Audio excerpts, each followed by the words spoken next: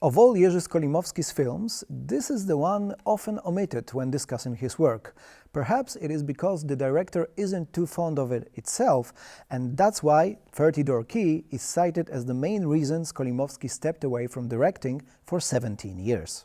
The film is based on a book by Witold Gombrowicz, one of the most important writers in the history of Polish literature. Gombrowicz created his own style and language. He provided a crucial ironic and critical commentary on the myths and ideologies prevalent in Polish history and culture, and he also perfected a sophisticated form of parody.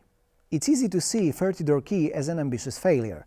Any attempt to adapt Gombrowicz's book is a bold endeavor. His work is full of broken and reorganized language created to describe an abstract reality.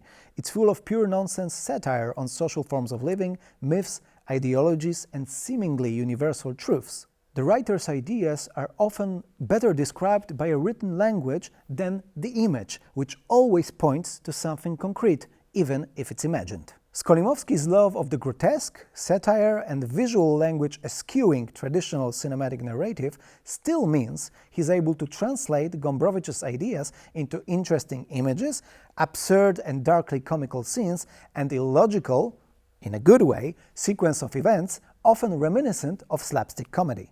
But what the director really took liking to in Gombrowicz's book is his mocking of authority, not only the authority represented by a figure of power, but also the authority imposed by the institutions, like school, and social rituals.